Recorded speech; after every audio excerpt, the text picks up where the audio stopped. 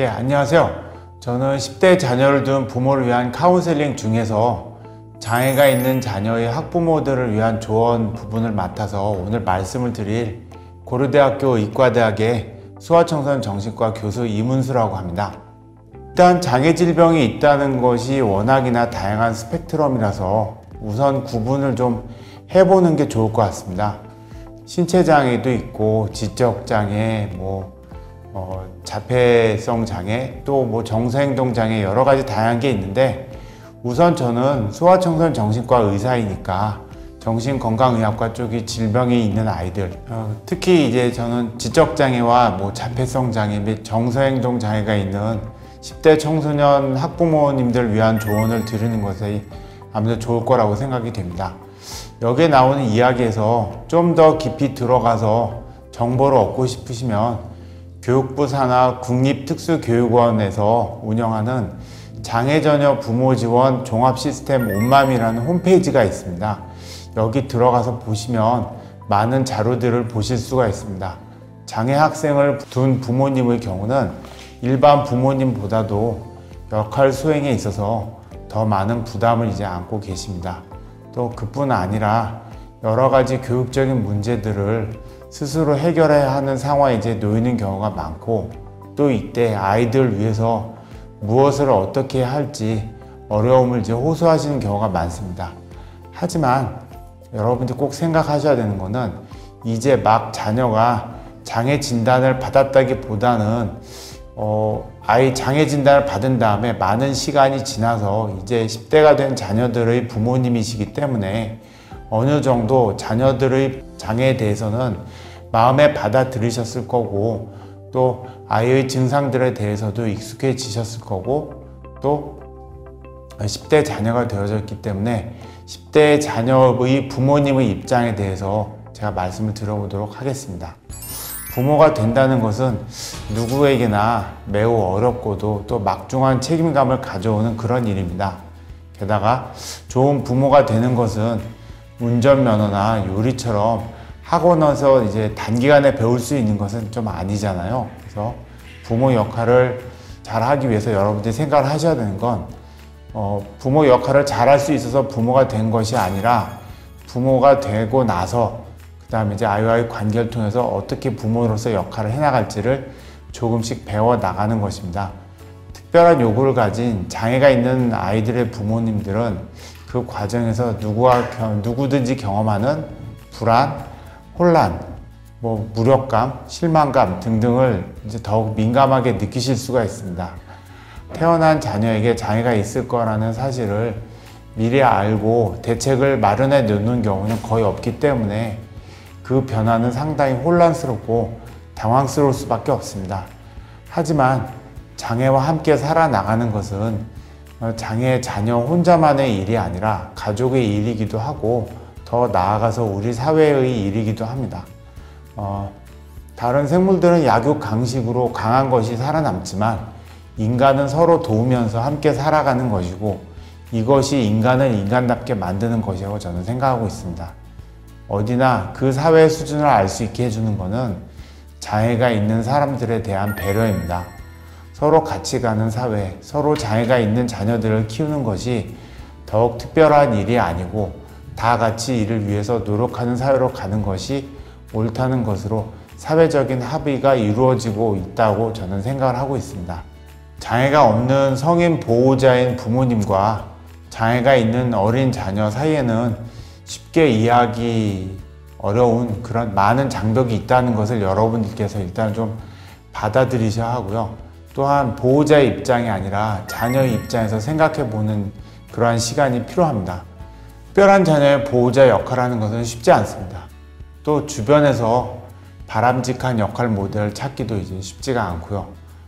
게다가 만나는 전문가들이 이제 점점 많아질 텐데, 많아질수록 가정에서 이제 해줘야 하는 일들은 듣기에는 이제 점점 많아지는 것 같고, 그러다 보니 이제 이러한 것들이 무거운 짐처럼 이제 여겨지게 마련이거든요.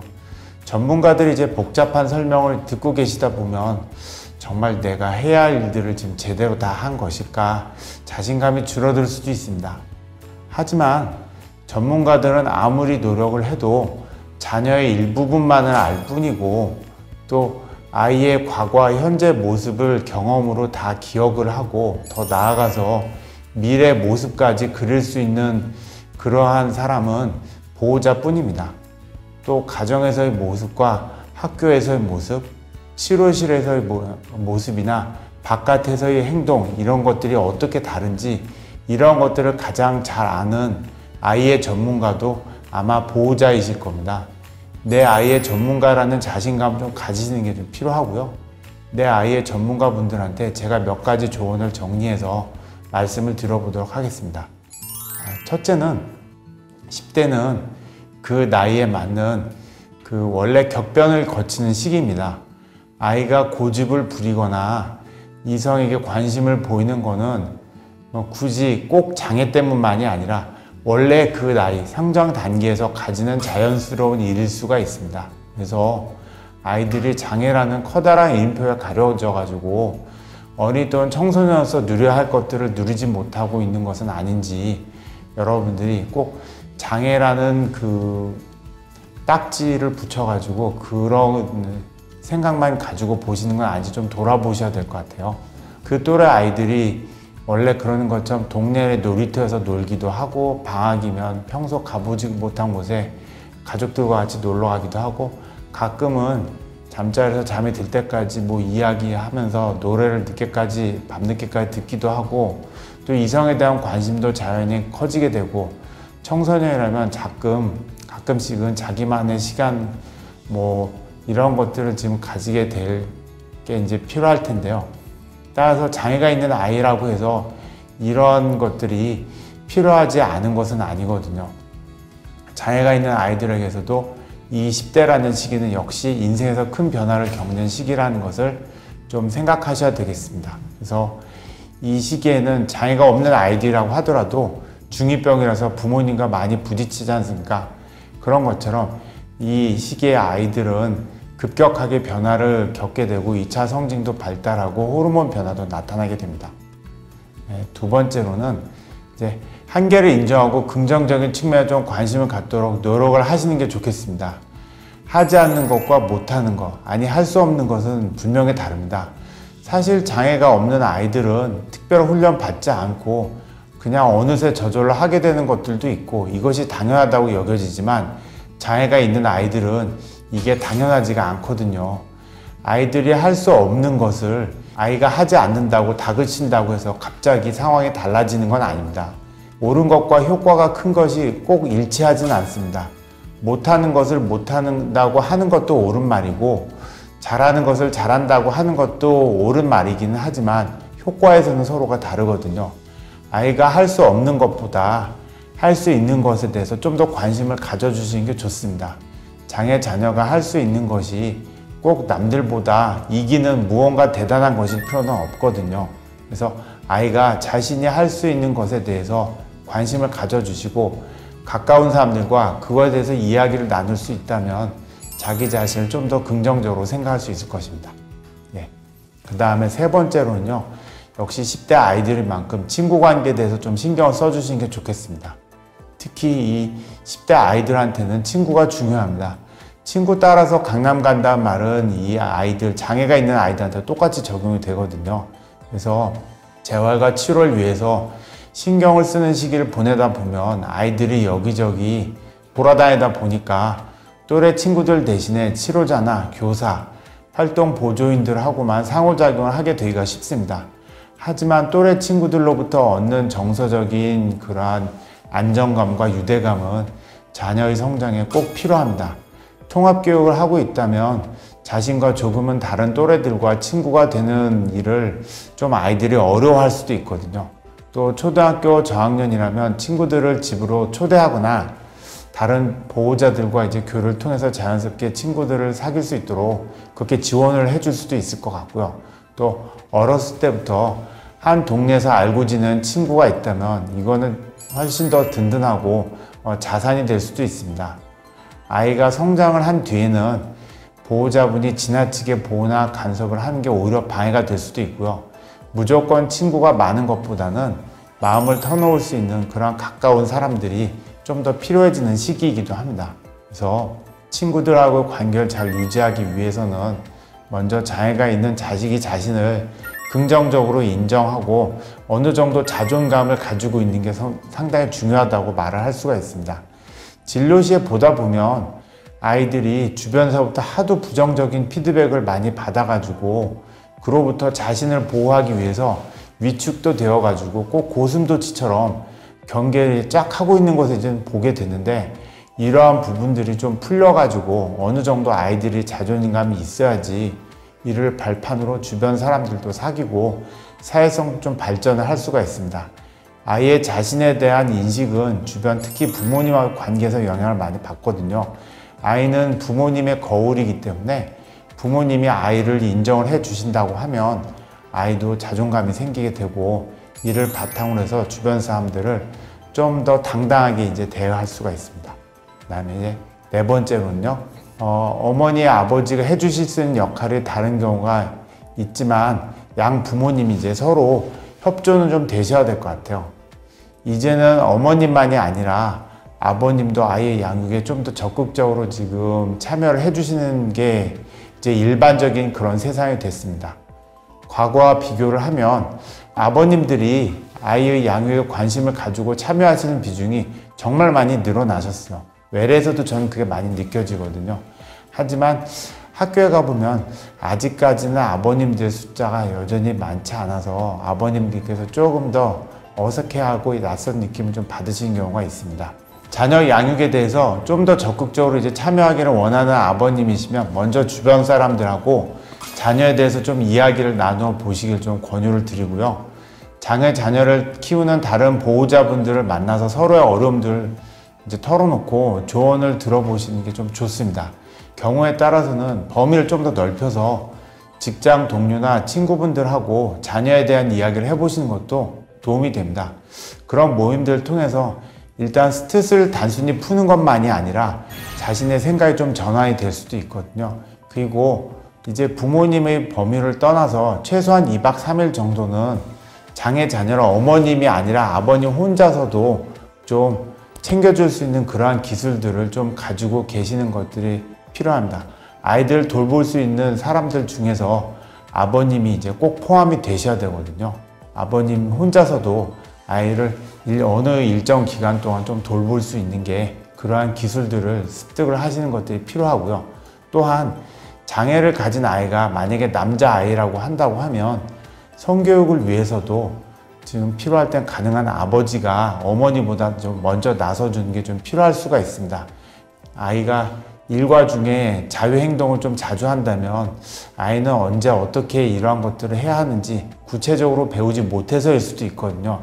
이런 경우에는 아버님께서 아이랑 같이 샤워를 하면서 자연스럽게 아이한테 가르쳐 준다면 큰 도움이 될 수가 있거든요.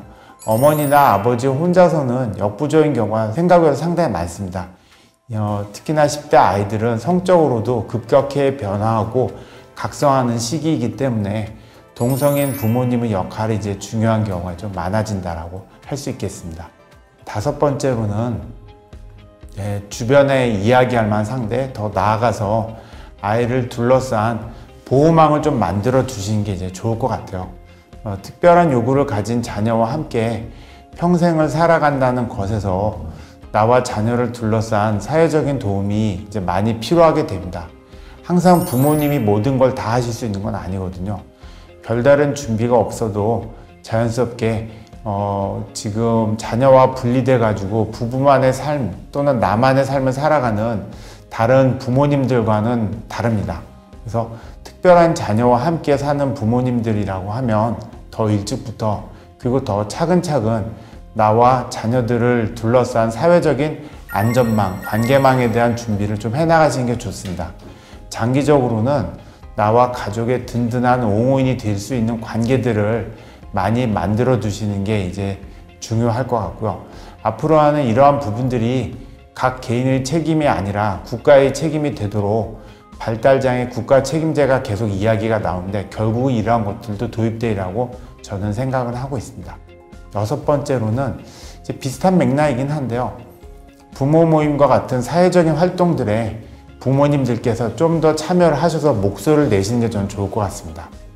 차별과 편견의 이제 시선을 보게 되면 부모님께서는 여러 가지 이제 아프고 속상한 마음을 이제 당연히 가지시게 될 텐데요. 그런 시선이 두려워서 피하시기만 한다면 자녀가 앞으로 살아갈 세상은 달라지지 않을 겁니다. 어려우시겠지만 내 주변의 편견과 차별에서부터 조금씩 지금 이러한 것들을 없애고 앞으로 나가기 위해서는 우리가 모두 함께 노력을 해 나가야 될 것 같습니다. 장애가 있는 자녀와 함께 살아가는 가족들이라고 해서 저절로 장애에 대한 편견과 차별이 없어지는 것은 아니고 자녀와 함께 살아가는 시간이 쌓이고 장애에 관해서 이제 더 많이 알아보게 되면서 자연스럽게 이러한 편견이 이제 없어지게 되지 않습니까? 이처럼 주변의 이웃과 지역사회도 그러한 변화의 과정들이 이제 필요하다고 할 수가 있습니다. 그래서 지역사회에서 자연스럽게 장애인을 만나는 경험들이 쌓이고 장애에 대한 사회적인 편견과 차별에 대해서 이야기하는 기회가 더 많아져야지 될 겁니다. 이웃과 지역사회의 변화를 끌어내기 위해서는 더 많은 사람들이 힘을 써야지 됩니다. 세상은 저절로 바뀌지 않습니다. 특수교육 대상 학생들에게 더 좋은 환경을 제공하기 위해서는 학교 안에서의 노력뿐만 아니라 지역사회의 변화나 학술적인 노력, 더 나아가서는 정치적인 운동까지도 필요하다고 생각을 합니다. 과거보다 더 나아졌다고는 하지만 우리나라는 여전히 장애인을 비롯한 소수자들이 살기에는 여러 면에서 부족한 면이 많습니다. 다른 이익 집단들은 당사자들이 직접 자신들에게 필요한 것을 요구할 수 있지만 이러한 특수교육을 받아야 되는 장애 학생들은 누가 대신 목소리를 내줘야 되고 그 목소리에 힘을 싣고 또 함께 뜻을 모아주기 위해서는 결국 부모님들이 좀 나서야 될 거라고 그렇게 생각을 합니다. 또래 아이들과 여러 면에서 다른 특성을 지닌 이런 장애 아이들을 키우기 위해서는 비슷한 교육적인 그 요구를 가진 보호자분들끼리의 만남이 좀 중요하다고 생각하고요. 이때는 단순히 정보 수집만이 아니라 서로 정서적인 위로와 공감을 나눌 수도 있기 때문에 큰 도움이 됩니다. 그래서 여러분들이 이러한 부모님들과의 모임을 가지기 위해서는 온오프 공간에서 다양하게 열리는 보호자 모임에 좀 더 적극적으로 좀 참여를 해보시면 아이의 학교 생활에서도 큰 힘이 될 수 있을 거라고 이제 그렇게 생각을 합니다. 장애와 관련된 부모 단체로 이제 대표적으로 한국장애인 부모회의나 전국장애인 부모연대 등등이 있으니까 이러한 데 좀 적극적으로 좀 여러분들께서 참여를 하기를 말씀을 드리고 싶습니다. 많은 도움이 되시기 바라겠습니다. 여태까지 강의 들어주셔서 감사드리고요. 저는 고려대학교 소아청소년 정신과의 교수 이문수였습니다. 감사합니다.